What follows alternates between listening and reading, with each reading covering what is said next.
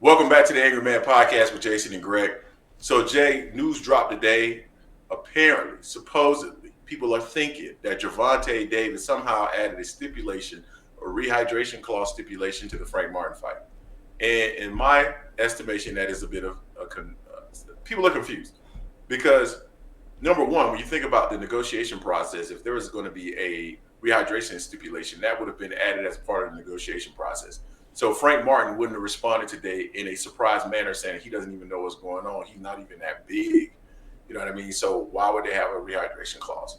So people are running. I've gotten people texting me today, Jay. I've at least had about 5 people text me today stating that, man, you see what Gervonta Davis doing? You see that's whack. You see what he doing? That's whack. But in reality, what's occurring, Jay, is that the WBA is implementing a new rule, a rehydration clause rule, similar to what we see in the IBF.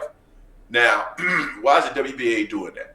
And I think, honestly, a lot of these sanctioning bodies are going to head in that direction because of the Devin Haney's of the world. Guys coming in, they're weighing in on fight day, 140 pounds. Then on fight night, they're 165. 25 pounds above what the weight limit is. Like,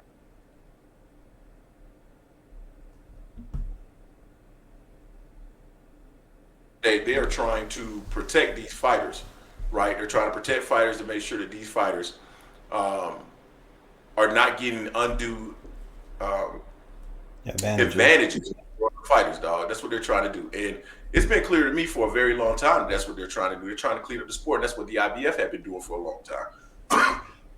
They're trying to prevent all these fighters from getting these opportunities to come into the ring so much heavier than other fighters.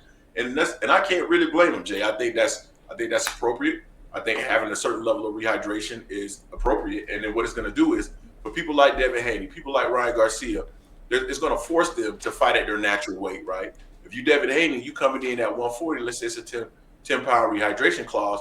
Well, guess what? You can't go no higher than 150 now.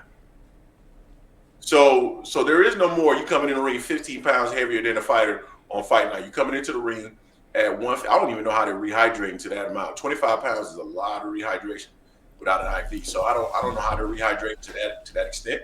But it is what it is, Jay. I think people need to do a little bit more research. I think people are too gun-ho to just grab a narrative and run with it because that's what they want to do. They want to have a narrative against their least favorite fighters or the fighters that they oppose or the fighter that they're always criticizing, Jay. And that's the reason why people just grabbed this narrative and ran with it. So those are my thoughts on the topic, Jay. What are yours? I mean, people forget both fighters have to abide by this rule. Not just one. They both do. So I mean, Have to abide by the rules.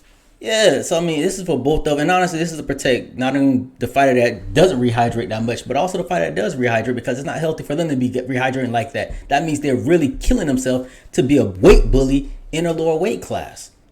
They pick and choose when they want to be okay with that. They want to be okay with it when it's their favorite fighter, but other fighters, it's not cool. I'm like, I don't have a problem because it puts an even playing field. It's going to stop people from being weight bullies at lower weight class that they really shouldn't be at anyway. You shouldn't be walking around 190, but dropping yourself down to 140. And then when you rehydrate to 160, 170. That's just taking advantage of the rules too much right there. I'm not mad at the WBA for doing that, but Tank didn't do this. Tank don't even know what the hell going. He even said it. He don't know. He's like, y'all think he has that type of power? Stop it, man. Stop it. Tank's not going to be going up in high in weight anyway because he's not a big guy. He said it numerous times. He's like, I'm not a big dude, so I'm not going up to 140, 147, 154 like that. He didn't have the body type to do that anyway, really. He's going to stay where he's comfortable at, feels the best at. And any fighter should really do that. And any fighter should also go in there and be like, look, I'm not going to give you every advantage. I don't want you to have every advantage on me. On top of that, you're going to come in 15 to 20 pounds heavier than me? No, these fighters can still rehydrate, but usually, like the IBF, the next day they weigh in the morning, not a problem. Then after that, they can pretty much rehydrate whatever they want to, but that's not necessarily mean they're going to gain another 15, 20 pounds, but there has to be limits to it. This is just to be fair, even playing field for all fighters, not just Tank, not Frank or anyone else. This ain't just against Devin and against Ryan. This is to make it a level playing field for all fighters to abide by. I don't see a problem with that, but people get all up in arms about this stuff here. And to be clear about the Tank and Ryan fight when they had a rehydration clause, Ryan was 135. He fought at 142 fights before that, but they were supposed to be at 135 because the other fight he said couldn't make the weight. If he had fought at 135, wouldn't have been a rehydration clause in that particular fight. But since it was at 136, Tank like, okay, you ain't gonna be able to jump up to a 155 and anything like that. So he put a rehydration clause in that one. So I mean, I don't have a problem with that on there unless you're heavyweights. There's no rehydration clause. If you're less than a heavyweight, then you need to abide by that, man. You shouldn't be coming in at 30 pounds, 30 pounds overweight. That's just having a competitive advantage that's not needed. Just let your skills show what you can do in the ring. Totally agree. And so we'll see what ends up happening with this. We'll see if people get educated on this. But I'm curious to see if the other sanctioning bodies, the WBC and not the IBF, but the WBO follow suits, and make sure that these fighters, that they're protecting these fighters, that they're not allowing people to come into the ring with such an advantage. We've seen it numerous times in the sport.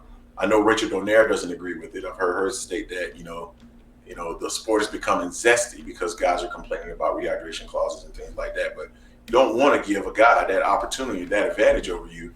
Why would you do that? Why on God's green earth would you allow somebody to have that level and that type of advantage over you? But it ain't healthy either way. Yeah, and they both have to abide by it. But in this particular case, we understand that Tank did not do anything per Errol Spence. This is a new WBA rule that they're now implementing. It is what it is. Errol doesn't seem necessarily concerned about. Yeah, neither is Tank. I mean, Frank. Today, if Frank isn't worried about it, if Errol isn't worried about it, then they just need to move on and be done with it. It is what it is. But you guys tell us what you think in the comment section in regards to this particular fight and this particular situation.